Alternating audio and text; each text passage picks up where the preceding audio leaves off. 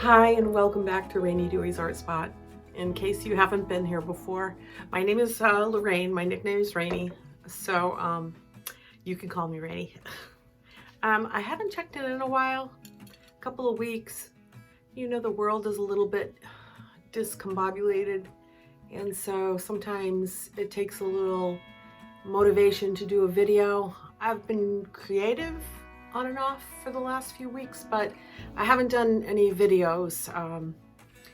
So I thought I'd get you caught up on what I've been up to, and then kind of explain a little bit about why I started doing this YouTube channel to begin with. First of all, with the COVID, the coronavirus lurking about, the in-house lessons that I was hoping to give really got brought to a halt. And so I thought maybe there's another way to share my artwork. And my sister got me turned on to some great YouTube channels that she follows. And so I started following them and I thought to myself, why not, do my art?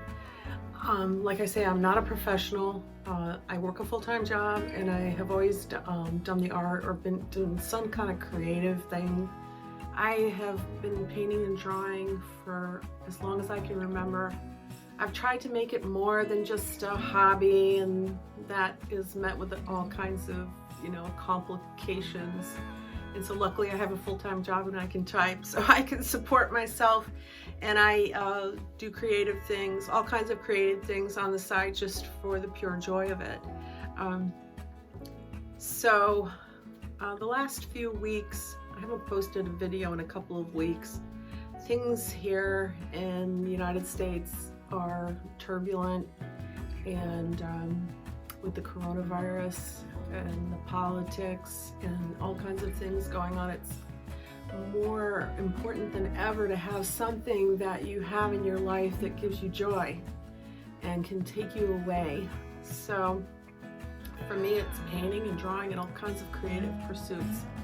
So the last few weeks, while I haven't been making a video, I have been doing just kind of fun things, fun exercises in my sketchbook. So I want to share a little bit of that with you right now. Over the years, I have taken volumes and volumes of photos, and back in the day when I first started, you actually had your photos developed and then you ended up with a box full. And I have 2 large box fulls of photos that I thought would be potential paintings or whatever. So I go through them now and I look at them, I'm like, that's not that great. But I decided that I would take them one by one and just do a sketch of whatever it is in my sketchbook, try to take notes and learn from it. And maybe it'll be a painting later, but if not, I'm learning something just by doing it myself. So I'm going to flip you around and have you focus on my sketchbook, and I'll kind of go through each one that I've done so far and what I learned from it. And I'm going to give you any information that I discovered along the way. So here we go. Okay, here's the first one that I tackled, and unfortunately I actually got rid of the photo reference, or I would show you that. I did take a photograph of it in my phone, so I still have a copy of the photograph electronically if I need to tackle it later. But this is the first one I did, and it's a little village scene in one of our upstate villages. It was summer, the foliage was in full bloom, and boy was it beautiful.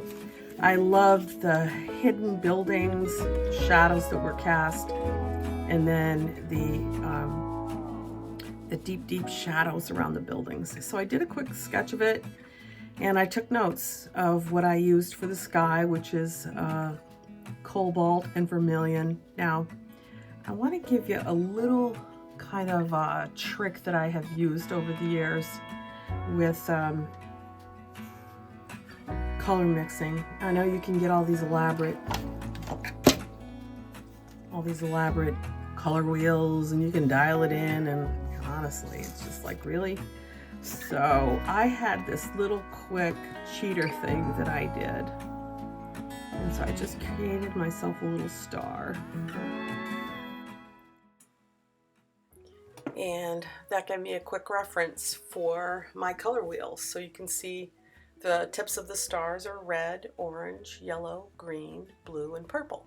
And if you go across the color wheel from red, that leads you to green, and that would be your color complement. So if you're looking to mix a color that's a little more realistic, sometimes the paint from the tube can be unrealistic. You can see illustrated there, Hooker's green. That's pretty harsh.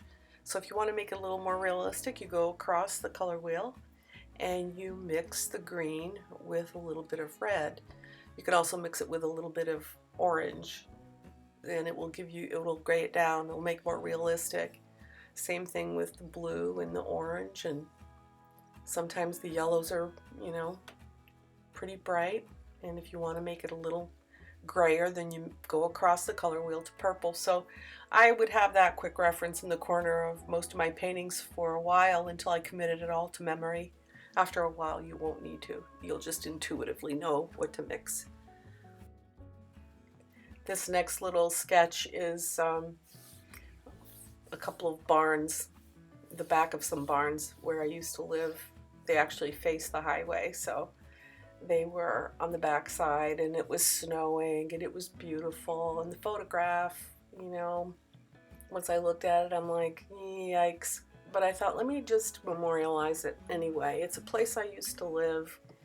You never know, a lot of times these old barns, they get torn down, so I like to just chronicle those kinds of things. In this particular piece, I hadn't taken any notes, so right now I'm showing you what colors I used. Now, those three colors, that's alizarin crimson, ultramarine, burnt sienna. I love that color combination. I overuse it, but in this piece, you'll see I'm going to punch it up a little bit using that color combination. So I'm taking notes, which I should have done when I first did the piece. And then I also used some white, either Chinese white or a gouache white, and I did a little spattering, but I'll let you watch. This little piece needs to be punched up a little.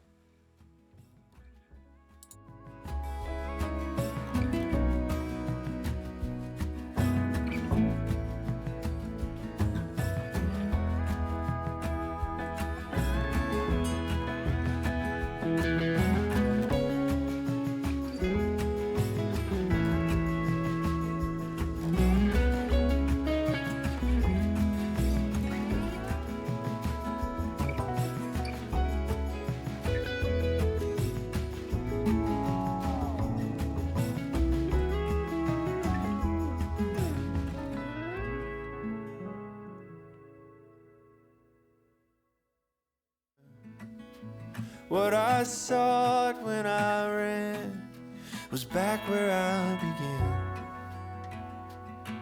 No matter the rain, no matter the storm, I'm coming home. I'm coming home. Leave open the gate, don't turn off the light, I'm coming home.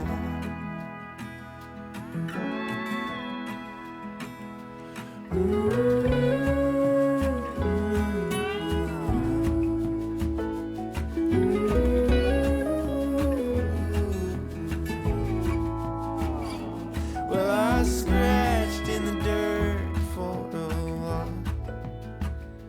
I gained all that I knew for a price. In the end, what I found was nowhere near as nice. No matter the rain, no matter the storm, I'm coming home. I'm coming home. Leave open the gate, don't turn off the light, I'm coming home.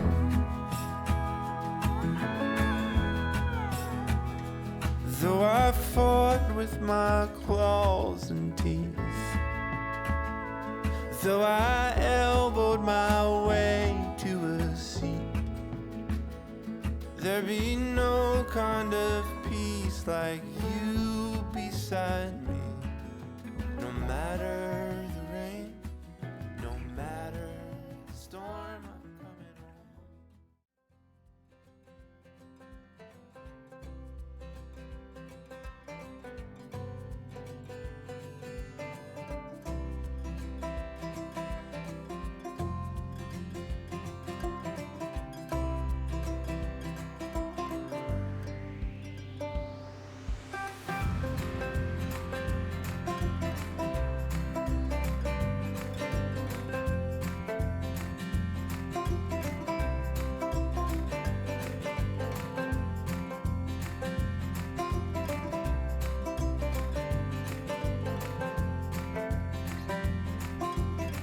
So my point in showing you all of these things that I've been working on, and I'm also trying to finish some of those pencil sketches, which I'll post later, is just be adventurous.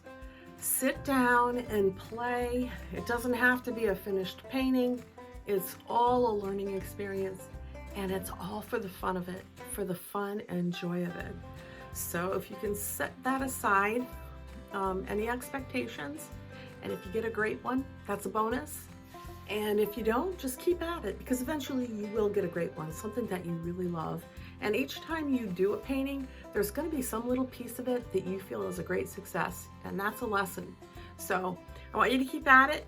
I'll be posting hopefully a little more regularly, but for now, I hope you enjoyed this video. If you did, give me a thumbs up. Don't forget to subscribe, and keep painting.